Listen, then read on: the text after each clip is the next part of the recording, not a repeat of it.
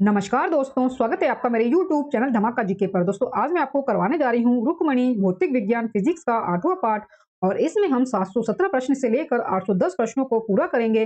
सभी प्रश्न आपको विस्तार पूर्वक देखने को और पढ़ने को मिलेंगे और सभी प्रश्न मोस्ट इंपोर्टेंट है, इसलिए आप वीडियो को पूरा जरूर देखें। और वीडियो अच्छा लगे तो प्लीज वीडियो को लाइक और शेयर जरूर करें और मेरे यूट्यूब चैनल धमाका जीके को सब्सक्राइब जरूर करें, जिससे आगे भी आपको मेरी एग्जाम रिलेटेड वीडियो मिलते रहे। चलिए दोस्तों वीडियो शुरू करते हैं। दोस्तों, रुक्मणी भौतिक विज्ञान की सीरीज के अब तक हम 7 पार्ट कंप्लीट कर चुके हैं और ये हमारा 8वां पार्ट है और इसका 717वां प्रश्न हमारा अमीमीटर का प्रतिरोध शंट के प्रतिरोध की अपेक्षा आंसर इसका अधिक होता है। अमीमीटर का प्रतिरोध शंट की अपेक्षा अधिक होता है। अमीमीटर का प्रतिरोध शंट की अपेक्षा अधिक होता है। विद्युत धारा को एम्पियर में मापने के लिए अमीमीटर का प्रयोग किया जाता है। इसे परिपथ में सदैव श्रेणी क्रम में लगाया जाता है। एक आदर्श एमीमीटर का प्रतिरोध 0 होना चाहिए।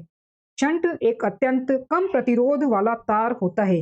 शंट एक अत्यंत कम प्रतिरोध वाला तार होता है जिसे गैल्वेनोमीटर के समानांतर क्रम में लगाकर अमीमीटर बनाया जाता है। जिसे गैल्वेनोमीटर के समानांतर क्रम में लगाकर अमीमीटर बनाया जाता है। विद्युत बल्ब में तंतु यानी कि फिलामेंट किसका बना होता है? विद्युत बल्ब में तंतु किसका बना होता है? आंसर इसका टंगस्टन का।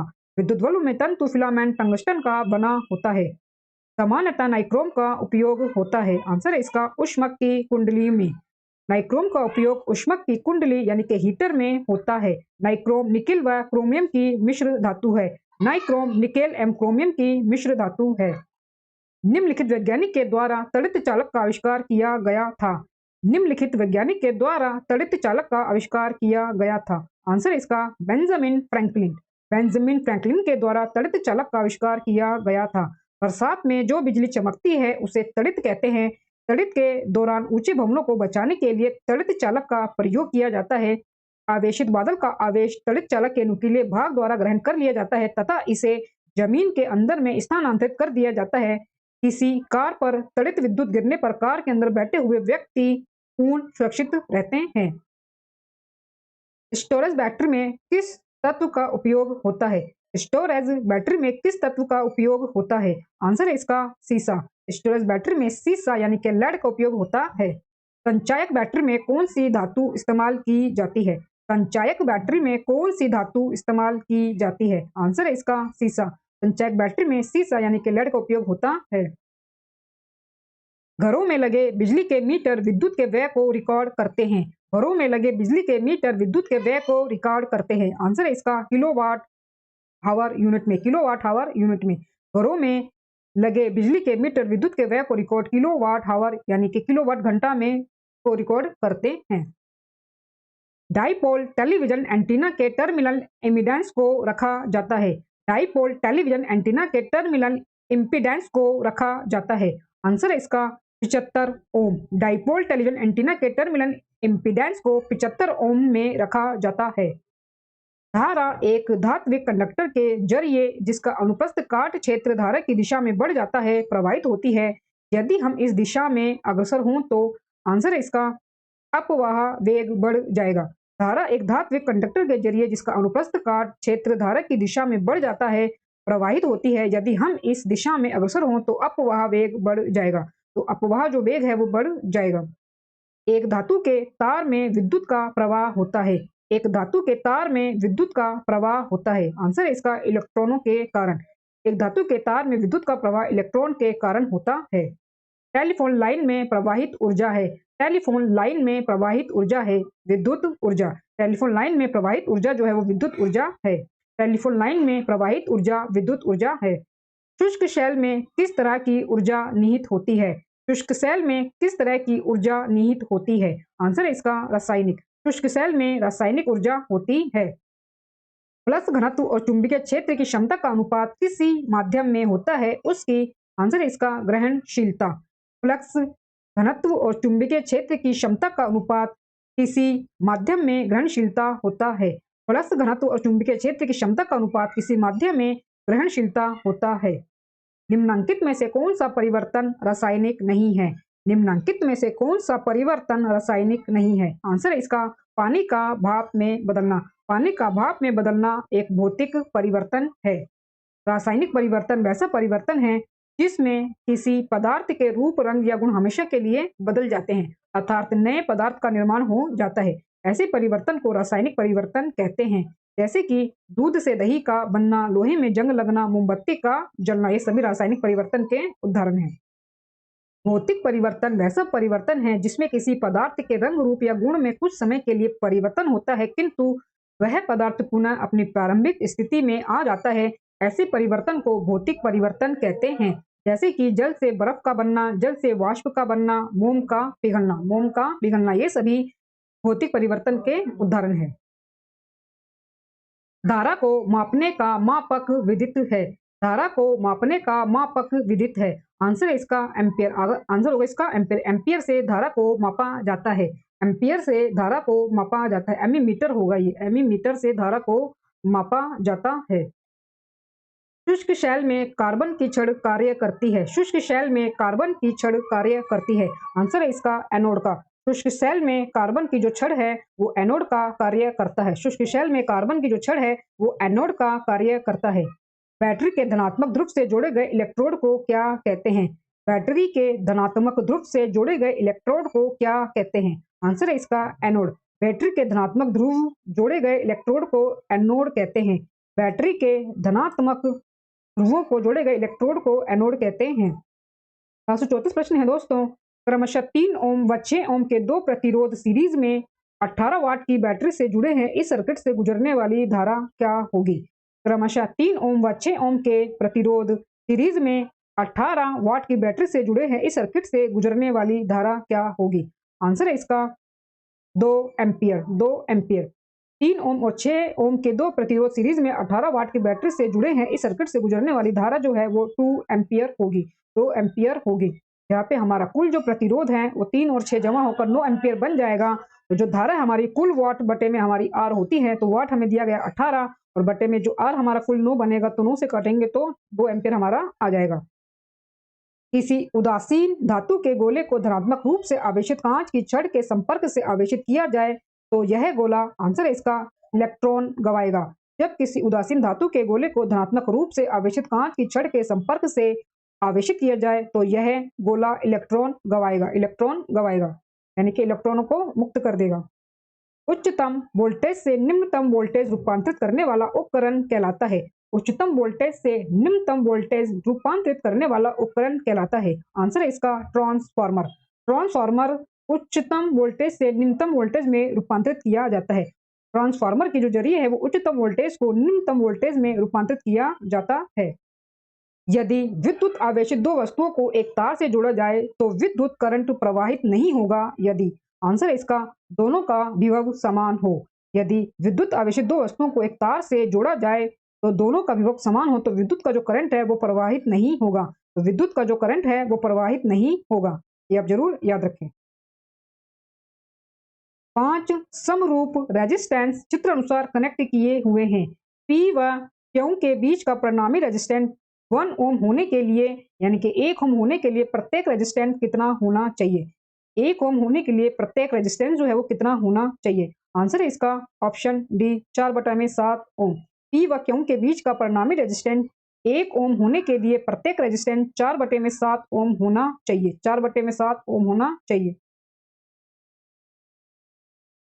वाट को प्रकट कर सकते हैं। वाट को प्रकट कर सकते हैं। आंसर इसका जूल प्रति सेकंड में। वाट को जूल प्रति सेकंड में प्रकट करते हैं। इलेक्ट्रॉन वोल्ट किसकी एक इकाई है? इलेक्ट्रॉन वोल्ट किसकी एक इकाई है? आंसर है इसका विभवांतर की। इलेक्ट्रॉन जो वोल्ट है वो विभवांतर की एक इकाई है। इलेक्ट्रॉन वोल्ट विभवांतर की एक इकाई है। नेक्स्ट क्वेश्चन है दोस्तों, करंट ले जाने वाले दो समानांतर तारों के बीच का बल किसकी परिभाषा के लिए प्रयुक्त होता है? करंट ले जाने वाले दो समानांतर तारों के बीच का बल किसकी परिभाषा के लिए प्रयुक्त होता है? आंसर है इसका एम्पियर। आंसर होगा इसका एम्पियर। करंट ले जाने वाले दो समानांतर तारों के बीच का बल एम्पियर परिभाषा के लिए प्रयुक्त होता है। करंट ले जाने वाले दो समानांतर तारों के बीच का बल एम्पियर परिभाषा के लिए प्रयुक्त होता है। आप जरूर याद रखें। नेक्स्ट क्वेश्चन दोस्तों, चित्र में पी क्यू के बीच कितना विभवांतर है? चित्र में पी क्यू के बीच कितना विभवांतर है? आंसर है इसका 55 वाट। पी क्यू के बीच विभवांतर 55 वाट है। 20 सेंटीमीटर लंबे तार का प्रतिरोध 5 ओम है। 30 सेंटीमीटर लंबे तार का प्रतिरोध 5 ओम है, 40 सेंटीमीटर की लंबाई तक एक समान रूप से ताना जाता है, तो वर्तमान प्रतिरोध होगा। आंसर है इसका 10 ओम। आंसर होगा इसका 10 ओम। फैराडे संख्या है, फैराडे संख्या है। आंसर है इसका 9.65 गुना में 10 की पावर 7 कूलाम। 9.65 गुना में 10 की पावर 7 कूलाम। 9.65 गुना में 10 की पावर जो 7 कूलाम है वो फैराडे संख्या है, ये आप जरूर याद रखें। विद्युत ऊर्जा को मापने के यंत्र को कहते हैं, विद्युत ऊर्जा मापने के यंत्र को कहते हैं। आंसर है इसका किलोवाट घंटा मीटर, किलोवाट घंटा मीटर। विद्युत ऊर्जा मापने वाले यंत्र को किलोवाट घंटा कहते हैं। विद्युत ऊर्जा की वह मात्रा जो किसी परिपथ में 1 घंटे में व्यय होती है बराबर होती है वोल्ट गुना में एम्पियर गुना में घंटा बटे में 1000, बटे में 1000। ये किलोवाट पर आवर में आपका यूनिट आएगा। जर्मेनियम क्रिस्टल को फास्फोरस तथा एंटीमनी की समान संख्या में मिलाया जाता है, जो है आंसर है इसका एन प्रकार का एक अर्धचालक। जर्मेनियम क्रिस्टल को फास्फोरस तथा एंटीमनी की समान संख्या में मिलाया जाता है, जो एन प्रकार का एक अर्धचालक है, जो एन प्रकार का एक अर्धचालक है। शुद्ध अर्धचालक में किसी पंच संयोजी अपद्रव्य आर्सेनिक को मिलाने से एन टाइप अर्धचालक प्राप्त होता है। इसमें इलेक्ट्रॉन की अधिकता होती है। इसमें धारा का जो प्रवाह है मुख्य रूप से इलेक्ट्रॉनों द्वारा होता है। नेक्स्ट है एक अतिचालक दिखाता है, एक अतिचालक दिखाता है। आंसर है इसका पैरामैग्नेटिज्म। एक अतिचालक पैरामैग्नेटिज्म दिखाता है। ट्रांसफार्मर कार्य करता है, ट्रांसफार्मर कार्य करता है। आंसर है इसका एसी पर, एसी धारा पर ट्रांसफार्मर कार्य करता है। ट्रांसफार्मर विद्युत चुंबकीय प्रेरण के सिद्धांत पर कार्य करने वाला यंत्र है। ट्रांसफार्मर विद्युत चुंबकीय प्रेरण के सिद्धांत पर कार्य करने वाला यंत्र है। यह एक ऐसी युक्ति है जिसका उपयोग प्रत्यवर्ती विद्युत वाहक बल के आयाम को बढ़ाने या घटाने में किया जाता है। इसका उपयोग दृष्ट धारा डीसी के लिए नहीं किया जा सकता, क्योंकि इसका कार्य करना बदलती हुई धारा के चुंबकीय फ्लक्स में परिवर्तन पर आधारित है। ग्रिड उप स्टेशन प्राय ट्रांसफार्मरों की सहायता से वोल्टता बढ़ा देता है, जो 133,000 वोल्ट तक हो सकती है, जो 133,000 वोल्ट तक हो सकती है, यानी कि 1,33,000 वोल्ट तक हो सकती है। इतनी अधिक वोल्टता पर विद्युत का क्षय संचरण में न्यूनतम होता है। इतनी अधिक वोल्टता पर विद्युत का क्षय संचरण में न्यूनतम होता है। केवल एसी यानी कि प्रत्यवर्ती धारा के लिए प्रयुक्त होता है। यह केवल एसी प्रत्यवर्ती धारा के लिए प्रयुक्त होता है ट्रांसफार्मर। विद्युतदर्शी यानी कि इलेक्ट्रोस्कोप का कार्य है। आंसर है इसका विद्युत आवेश की उपस्थिति की पहचान करना। विद्युत आवेश की उपस्थिति की पहचान करना विद्युतदर्शी इलेक्ट्रोस्कोप का कार्य है। विद्युत प्रतिरोध मापा जाता है, विद्युत प्रतिरोध मापा जाता है। आंसर है इसका ओम में। विद्युत प्रतिरोध ओम में मापा जाता है। नियम ताप पर किसी चालक के सिरों के बीच का विभवांतर उसमें प्रवाहित धारा के अनुक्रमानुपाती होता है। ओम का नियम कहलाता है, जहां पे ओम बराबर होगा वोल्ट बटे में एम्पियर के। एक एसी जनित्र यानी कि जनरेटर में मुख्यतः होता है। एक एसी जनित्र जनरेटर में मुख्यतः होता है। आंसर है इसका सभी तीनों। एक एसी जनित्र जनरेटर में आर्मेचर यानी कि कुंडली क्षेत्रीय चुंबकत्व, स्लिप रिंग और बुशेस तीनों पाए जाते हैं। ए तथा बी के बीच तुल्य प्रतिरोध क्या होगा? ए तथा बी के बीच तुल्य प्रतिरोध क्या होगा? आंसर है इसका 4 ओम। ए तथा बी के बीच तुल्य प्रतिरोध 4 ओम होगा। ए तथा बी के बीच तुल्य प्रतिरोध जो है वो 4 ओम होगा। नेक्स्ट है हमारे पास 15 ओम, 20 ओम तथा 30 ओम के प्रतिरोध समानांतर बद्ध हैं। परिणामी समतुल्य प्रतिरोध की गणना करें। परिणामी समतुल्य प्रतिरोध की गणना करें। आंसर होगा इसका 60/9 ओम। 15 ओम, 20 ओम तथा 30 ओम के प्रतिरोध समानांतर बद्ध हैं, तो परिणामी जो प्रतिरोध है 1 में R बराबर होगा R1, R2 और R3 के। आप इसका एलसीएम लेकर आप इसे निकाल सकते हैं। एलसीएम लेकर आप इसको निकाल सकते हैं, तो 60/9 इसका आंसर आ जाएगा। निम्न में से कौन एक विद्युत चुंबक बनाने के लिए सबसे उपयुक्त है? निम्न में से कौन एक विद्युत चुंबक बनाने के लिए सबसे उपयुक्त है? आंसर है इसका मृदु लोहा। आंसर होगा इसका मृदु लोहा। मृदु लोहा यानी कि नरम लोहा का उपयोग विद्युत चुंबक बनाने में होता है। स्थायी चुंबक बनाने के लिए इस्पात का उपयोग किया जाता है। स्थायी चुंबक बनाने के लिए इस्पात का उपयोग किया जाता है तथा अस्थायी चुंबक बनाने के लिए नर्म लोहे का उपयोग किया जाता है। दो प्रतिरोधक जब श्रेणी क्रम में संयोजित किए जाते हैं तो 50 ओम मान का प्रतिरोध प्रदान करते हैं। जब उन्हें समानांतर क्रम में जोड़ते हैं तो 8 ओम का मान प्रतिरोध प्रदान करते हैं। आंसर इसका 10 ओम तथा 40 ओम। 10 ओम तथा 40 ओम को श्रेणी क्रम में जोड़ने पर 50 ओम मान का प्रतिरोध प्रदान करता है तथा समानांतर क्रम में जोड़ने पर 8 ओम मान का प्रदान करता है। यहाँ पे श्रेणी क्रम में हम सीधा सीधा हम इसको जोड़ देंगे, 10 प्लस में 40 यानी कि 50 ओम, और समानांतर क्रम में हम इसका व्युत्क्रम रख के हम इसका करेंगे तो ये हमारे आंसर आ जाएगा 8 ओम। दो समान प्रतिरोधों को समांतर क्रम में एक बैटरी के साथ जोड़ा जाता है। जब समान प्रतिरोधों की एक श्रृंखला में जोड़ा जाता है तो परिणामी शक्ति है। दो समान प्रतिरोधों को समानांतर क्रम में एक बैटरी के साथ जोड़ा जाता है। जब समान प्रतिरोधों को एक श्रृंखला में जोड़ा जाता है तो परिणामी शक्ति है। आंसर है इसका P/4। दो समान प्रतिरोधों को समांतर क्रम में एक बैटरी के साथ जोड़ा जाता है और जब समान प्रतिरोध को एक श्रृंखला में जोड़ा जाता है तो परिणामी शक्ति P/4 होगी। P/4 होगी। एक चुंबकीय क्षेत्र विक्षेपित करता है। एक चुंबकीय क्षेत्र विक्षेपित करता है। आंसर है इसका ना तो बीटा और ना ही अल्फा कण। एक चुंबकीय क्षेत्र ना तो बीटा और ना ही अल्फा कण विक्षेपित करता है। चुंबकीय क्षेत्र यानी कि मैग्नेटिक फील्ड किसी चुंबक का प्रभाव जहां तक होता है उसे चुंबकीय क्षेत्र कहते हैं और चुंबकीय क्षेत्र के प्रभाव को चुंबकीय क्षेत्र की तीव्रता कहते हैं। और चुंबकीय क्षेत्र के प्रभाव को चुंबकीय क्षेत्र की तीव्रता कहते हैं। चुंबक के पास तीव्रता अधिक और चुंबक से दूर तीव्रता कम होती है।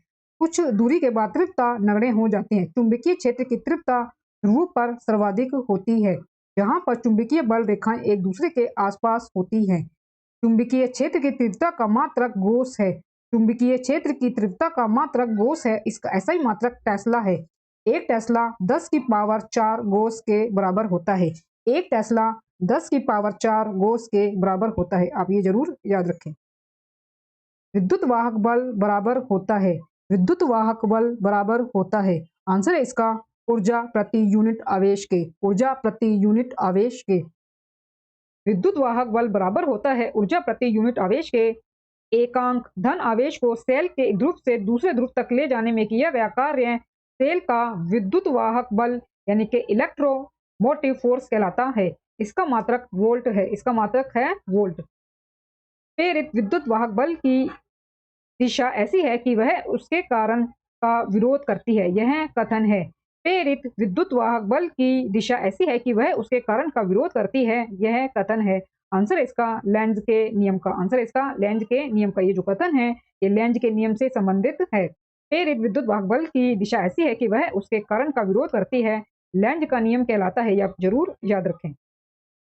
यदि किसी प्रत्यावर्ती धारा परिपथ में वोल्टता का शिखर मान V है तो वोल्टता का वर्ण माध्य मूल मान होगा। आंसर है इसका V/√2। V/√2। यदि किसी प्रत्यावर्ती धारा परिपथ में वोल्टता का शिखर मान V है तो वोल्टता का वर्ण माध्य मूल मान V/√2 होता है। यह जरूर याद रखें। चालक का विशिष्ट प्रतिरोध किस पर निर्भर है? चालक का विशिष्ट प्रतिरोध किस पर निर्भर है? आंसर है इसका तापमान तथा चालक की प्रकृति पर। तापमान तथा चालक की प्रकृति पर। चालक का विशिष्ट प्रतिरोध मान तापमान तथा चालक की प्रकृति पर निर्भर करता है। किसी पदार्थ के एकांक अनुप्रस्थ परिच्छेद वाले एकांक लंबाई के खंड के प्रतिरोध को पदार्थ का विशिष्ट प्रतिरोध कहते हैं। विद्युत तीव्रता का मात्रक है। विद्युत तीव्रता का मात्रक है। आंसर है इसका न्यूटन प्रति कूलम। विद्युत तीव्रता का मात्रक न्यूटन प्रति कूलम या फिर वोल्ट मीटर होता है। विद्युत क्षेत्र के किसी बिंदु पर स्थित एक कूलम धनात्मक आवेश जितने बल का अनुभव करता है उसे उस बिंदु का विद्युत क्षेत्र की तीव्रता इलेक्ट्रिक इंटेंसिटी कहते हैं। यह सादिश है। यह जो है एक सादिश राशि है। 3 तार प्रत्येक 2 ओम प्रतिरोध वाले हैं। 3 तार प्रत्येक 2 ओम प्रतिरोध वाले हैं। यदि हम दोनों को सीरीज में एक दूसरे के साथ समानांतर जोड़े तो सम प्रतिरोध होगा। तो सम प्रतिरोध होगा। आंसर है इसका 3 ओम। आंसर है इसका 3 ओम। 3 तार प्रत्येक 2 ओम प्रतिरोध वाले हैं। यदि दोनों का सीरीज में एक दूसरे के साथ समानांतर जोड़े तो सम प्रतिरोध 3 ओम होता है। 3 ओम होता है। किसी विद्युत परिपथ में 24 वोल्ट की बैटरी लगी है तथा 60 ओम का प्रतिरोध लगा है।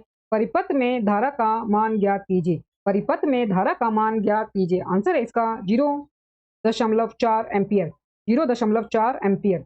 यहाँ पर हमें धारा का मान जो है वो हमारा वोल्ट बटे में एम्पियर होगा। तो वोल्ट हमें दिया गया है 24 और ओम हमें जो एम्पियर है, धारा का जो मान है वो 60 हमें ओम इसमें दिया गया है। तो आंसर होगा हमारा इसमें 0.4 एम्पियर, 0.4 एम्पियर हमारा आंसर आ जाएगा।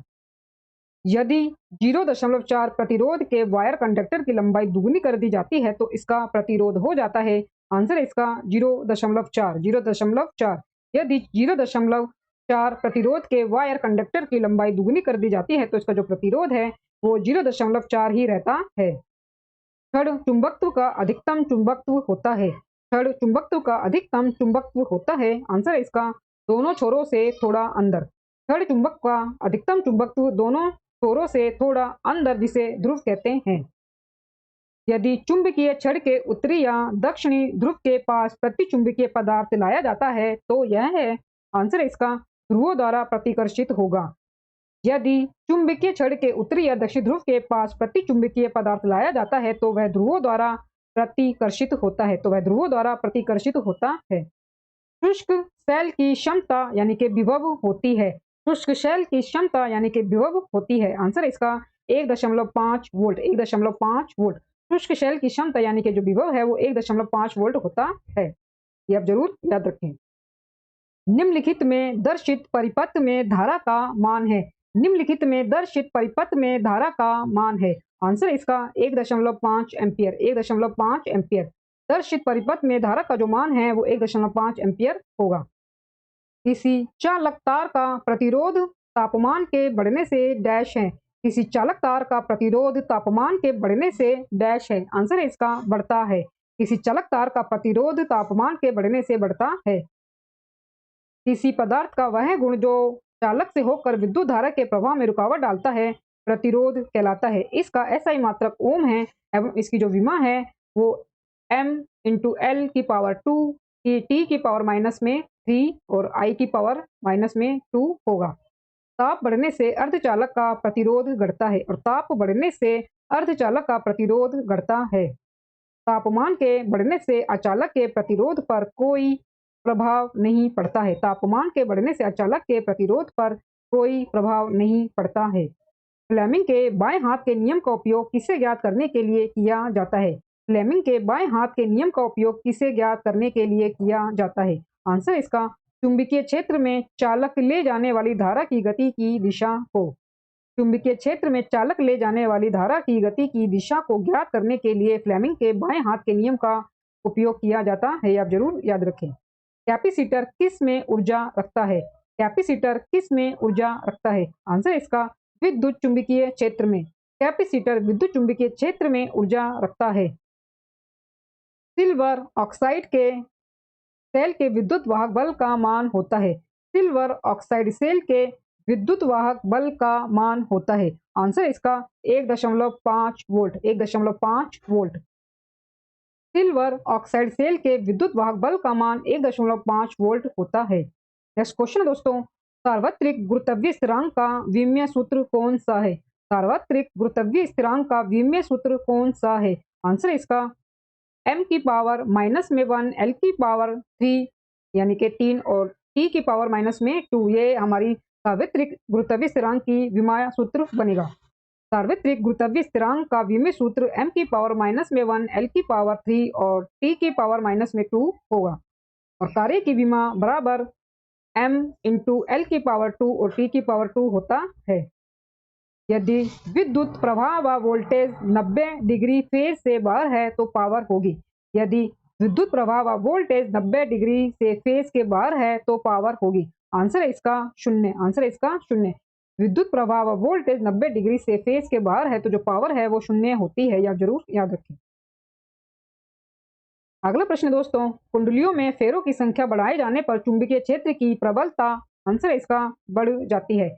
कुंडलियों में फेरों की संख्या बढ़ाए जाने पर चुंबकीय क्षेत्र की प्रबलता बढ़ जाती है। क्षेत्र के किसी बिंदु पर रखी कंपास सुई के दक्षिणी ध्रुव से उत्तरी ध्रुव की ओर खींची गई रेखा की दिशा उस बिंदु पर चुंबकीय क्षेत्र की तीव्रता कहलाती है। क्षेत्र के किसी बिंदु पर रखी कंपास सुई के दक्षिणी ध्रुव से उत्तरी ध्रुव की ओर खींची गई रेखा की दिशा उस बिंदु पर चुंबकीय क्षेत्र की तीव्रता कहलाती है।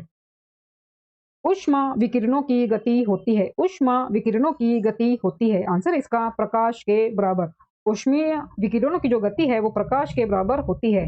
ऊष्मा विकिरणों की जो गति है वो प्रकाश के बराबर होती है। दोस्तों अगर अच्छा लग रहा हो तो प्लीज वीडियो को लाइक और शेयर जरूर करें और मेरे यूट्यूब चैनल धमाका जीके को सब्सक्राइब जरूर करें, जिससे आगे भी आपको मेरी एग्जाम रिलेटेड वीडियो मिलती रहे। दोस्तों आगे बढ़ते हम प्रश्न 778 की तरफ। ऊष्मा गति का प्रथम नियम किस अवधारणा की पुष्टि करता है? ऊष्मा गति का प्रथम नियम किस अवधारणा की पुष्टि करता है? आंसर है इसका ऊर्जा संरक्षण। ऊष्मा गति का प्रथम नियम ऊर्जा संरक्षण की अवधारणा की पुष्टि करता है। यदि यांत्रिक ऊर्जा को ऊष्मा में परिवर्तित किया जाए तो किया गया कार्य उससे उत्पन्न ऊष्मा के तुल्य होता है। प्रथम नियम ऊष्मा संरक्षण का सिद्धांत कहलाता है। प्रथम नियम ऊष्मा संरक्षण का सिद्धांत कहलाता है। ऊष्मागतिकी का द्वितीय नियम ऊष्मा के प्रवाहित होने की दिशा को बताता है। ऊष्मागतिकी का जो दूसरा नियम है वो ऊष्मा के प्रवाहित होने की दिशा को बताता है। ऊष्मागतिकी का तीसरा नियम किसी पदार्थ या तंत्र के तापमान को परम शून्य तक नहीं घटाया जा सकता है। ऊष्मागतिकी के तृतीय नियम के अनुसार किसी पदार्थ या तंत्र के तापमान को परम शून्य तक नहीं घटाया जा सकता है। यदि थर्मस में दो ग्लास के बीच की दीवार खाली है तो निर्वात ऊष्मीय संचरण को किस विधि द्वारा रोकता है? यदि थर्मस में दो ग्लास के बीच की दीवार खाली है तो निर्वात ऊष्मीय संचरण को किस विधि द्वारा रोकता है? आंसर है इसका संचालन संवहन। थर्मस में दो ग्लास के बीच की दीवार खाली है तो निर्वात ऊष्मीय संचरण संचालन संवहन विधि द्वारा रोकता है। निम्नलिखित में से सबसे कम ऊष्मा रोधी है। निम्नलिखित में से सबसे कम ऊष्मा रोधी है। आंसर इसका एल्यूमिनियम। आंसर इसका एल्यूमिनियम। सबसे कम ऊष्मा रोधी एल्यूमिनियम है। धातु की 4 गेंद सूर्य प्रकाश में रखी गई है, कौन सबसे अधिक गर्म होगी? आंसर है इसका तांबा। सबसे अधिक गर्म तांबा होगा, क्योंकि जो तांबा है वो ताप एवं विद्युत का अच्छा चालक जो है वो तांबा होता है। ये आप जरूर याद रखें। ऊर्जा संरक्षण से तात्पर्य है। ऊर्जा संरक्षण से तात्पर्य है। आंसर है इसका ऊर्जा ना तो उत्पन्न की जा सकती है और ना ही उसका विनाश हो सकता है। ऊर्जा ना तो उत्पन्न की जा सकती है और ना ही उसका विनाश हो सकता है। ऊर्जा संरक्षण का ये नियम कहलाता है। घड़ी की चाबी भरने के बाद उसमें डैश भंडारित हो जाती है। घड़ी की चाबी भरने के बाद उसमें जो कौन सी है ऊर्जा भंडारित हो जाती है? तो आंसर इसका यांत्रिक ऊर्जा। आंसर इसका यांत्रिकी ऊर्जा। घड़ी में चाबी भरने के बाद उसमें यांत्रिकी ऊर्जा भंडारित हो जाती है। यांत्रिकी ऊर्जा भंडारित हो जाती है, जिसे हम स्थितिज ऊर्जा भी हम कहते हैं। बर्फ पानी में तैरता है क्योंकि आंसर है इसका बर्फ का घनत्व पानी के घनत्व से कम होता है। बर्फ का घनत्व पानी के घनत्व से कम होने के कारण बर्फ पानी में तैरता है। किसी द्रव को उसके क्वथनांक से पूर्व उसके वाष्प में बदलने की प्रक्रिया को क्या कहते हैं? किसी द्रव को उसके क्वथनांक से पूर्व उसके वाष्प में बदलने की प्रक्रिया को क्या कहते हैं? आंसर इसका वाष्पीकरण। आंसर इसका वाष्पीकरण। किसी द्रव को उसके क्वथनांक से पूर्व उसके वाष्प में बदलने की प्रक्रिया को वाष्पीकरण कहते हैं। हवा का वाष्प घनत्व होता है।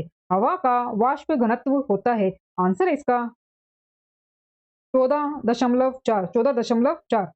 परम ताप का वह शुरुआती बिंदु कौन सा है जहां सभी आणविक गति बंद होती है?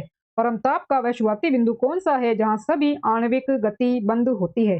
आंसर इसका परम शून्य। परम ताप का वह शुरुआती बिंदु परम शून्य है जहां सभी आणविक गति बंद हो जाती है। 2000 ग्राम पानी के तापमान को 10 डिग्री सेल्सियस से 50 डिग्री सेल्सियस तक बढ़ाने के लिए आवश्यक ऊष्मा की मात्रा है। आंसर इसका 80,000 कैलोरी। आंसर इसका 80,000 कैलोरी। 2000 ग्राम पानी के तापमान को 10 डिग्री सेल्सियस से 50 डिग्री सेल्सियस तक बढ़ाने के लिए गुप्त ऊष्मा की मात्रा 80,000 कैलोरी होती है। जहां पर 20,000 इंटू में जो इसका डिफरेंस है 40, वो हम इसके साथ में रखेंगे तो ये 80,000 कैलोरी हमारा आंसर हो जाएगा। 0 डिग्री से 1 ग्राम बर्फ को पूरी तरह पिघलने के लिए कितना यांत्रिक कार्य करना होगा? आंसर है इसका 336 जूल। 0 डिग्री से पर 1 ग्राम बर्फ को पूरी तरह पिघलने के लिए 336 जूल का यांत्रिक कार्य करना पड़ेगा। 336 जूल यांत्रिक कार्य करना पड़ेगा 1 ग्राम बर्फ को पिघलने के लिए।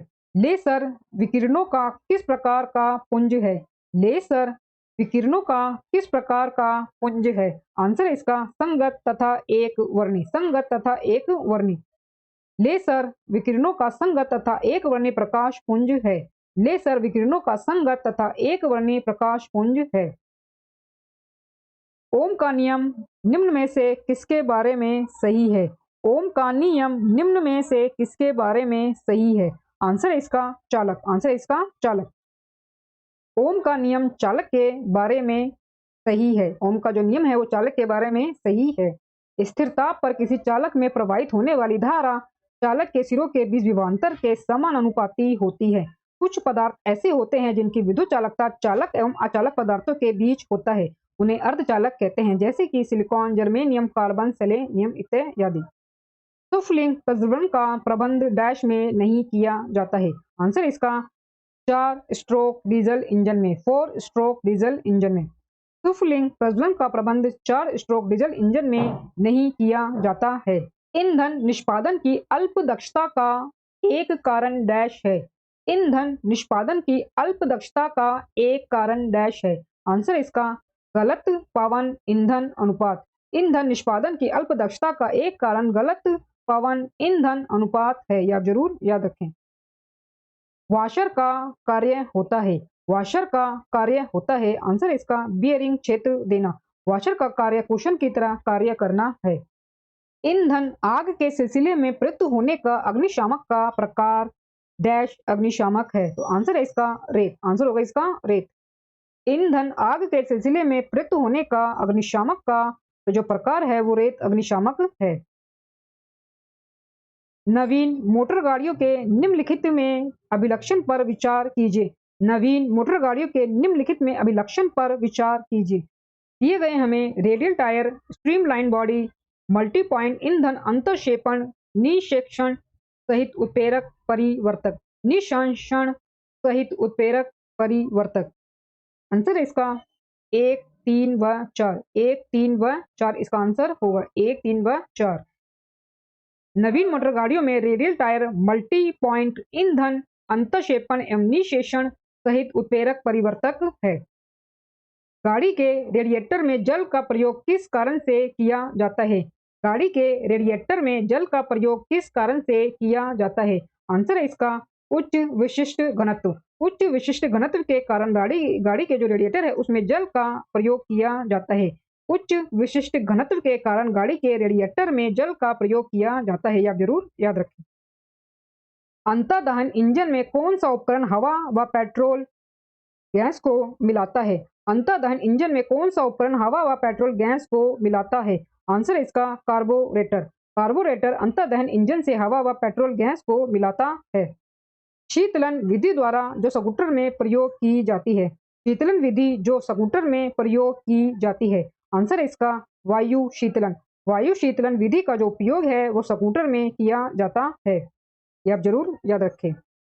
लाइन इंजन में 4 बेलन का प्रज्वलन क्रम है। लाइन इंजन में 4 बेलन का प्रज्वलन क्रम है। आंसर है इसका 1, 3, 4, 2। 1, 3, 4, 2 होगा। लाइन इंजन में 4 बेलन का प्रज्वलन जो क्रम है, पहले 1 जलेगा, फिर 3, फिर 4 और फिर अंत में 2। डीजल इंजन का संपीड़न अनुपात है। डीजल इंजन का संपीड़न अनुपात है। आंसर है इसका 11:1 से 22:1 तक। डीजल इंजन का संपीड़न अनुपात 11:1 से 22:1 तक होता है। 4 स्ट्रोक इंजन में एक चक्र किसमें पूर्ण होता है? 4 स्ट्रोक इंजन में एक चक्र किसमें पूर्ण होता है? आंसर इसका क्रैंक शैफ्ट की 2 परिक्रमाओं में। 4 स्ट्रोक इंजन में एक चक्र क्रैंक शैफ्ट की 2 परिक्रमाओं में पूर्ण होता है। 804 प्रश्न दोस्तों, औसत रूप में 235 यूरेनियम 92 के एक विखंडन में कितने न्यूट्रॉनों का उत्सर्जन होता है? औसत रूप में 235 यूरेनियम 92 के एक विखंडन में कितने न्यूट्रॉनों का उत्सर्जन होता है? आंसर है इसका 3। आंसर है इसका 3। 235 यूरेनियम 92 के विखंडन में 3 न्यूट्रॉनों का उत्सर्जन होता है, आप जरूर याद रखें। डीजल इंजन में कितने स्पार्क प्लग लगे होते हैं? डीजल इंजन में कितने स्पार्क प्लग लगे होते हैं? आंसर है इसका 1 भी नहीं। 1 भी नहीं।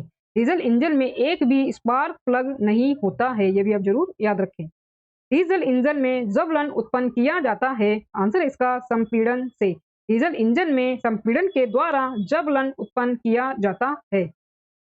तुल्यकालिक मोटरों में किसकी रोकथाम के लिए डैम्परों का प्रयोग किया जाता है? तुल्यकालिक मोटरों में किसकी रोकथाम के लिए डैम्परों का प्रयोग किया जाता है? आंसर है इसका दोलन। तुल्यकालिक मोटरों में दोलन की रोकथाम के लिए डैम्परों का प्रयोग किया जाता है। निम्नलिखित में से कौन सा कार्बोरेटर का कार्य है? निम्नलिखित में से कौन सा कार्बोरेटर का कार्य है?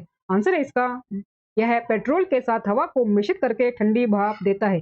कार्बोरेटर का जो कार्य है वो पेट्रोल के साथ हवा को मिश्रित करके ये ठंडी भाप देता है, ठंडी भाप देता है। 809 प्रश्न दोस्तों, एक ट्रांसफार्मर कार्य करता है। एक ट्रांसफार्मर कार्य करता है, आंसर है इसका चुंबकीय प्रेरण के सिद्धांत पर। ट्रांसफार्मर चुंबकीय विद्युत चुंबकीय प्रेरण के सिद्धांत पर कार्य करने वाला यंत्र है। ट्रांसफार्मर विद्युत चुंबकीय प्रेरण के सिद्धांत पर कार्य करने वाला यंत्र है। दोस्तों ये हमारा अंतिम प्रश्न है 810 प्रश्न रुक्मणी भौतिक विज्ञान पाठ 8 का। किसी चट्टान के किनारे पर खड़ा एक आदमी एक पत्थर को किसी गति से सीधा ऊपर की ओर फेंकता है, फिर वह एक अन्य पत्थर को उसी गति से नीचे की ओर फेंकता है। उन दोनों पत्थरों की गति का अनुपात ज्ञात कीजिए जब वे जमीन पर टकराते हैं। आंसर इसका 1:2। आंसर होगा इसका 1:2। किसी चट्टान के किनारे पर खड़ा एक आदमी एक पत्थर को किसी गति से सीधा ऊपर की ओर फेंकता है, फिर वह एक अन्य पत्थर को उसी गति से नीचे की ओर फेंकता है। उन दोनों पत्थरों की गति का जो अनुपात है वो 1:2 होगा जब वे जमीन पर टकराते हैं। दोस्तों इसी अंतिम प्रश्न के साथ रुक्मणी भौतिक विज्ञान फिजिक्स का 8वां भाग हमारा पूरा होता है। दोस्तों वीडियो अच्छा लगा हो तो प्लीज वीडियो को लाइक और शेयर जरूर करें और मेरे यूट्यूब चैनल धमाका जीके को सब्सक्राइब जरूर करें, जिससे आगे भी आपको मेरी एग्जाम रिलेटेड वीडियो मिलते रहे। दोस्तों मिलते हैं नेक्स्ट वीडियो में टॉपिक के साथ, तब तक के लिए धन्यवाद।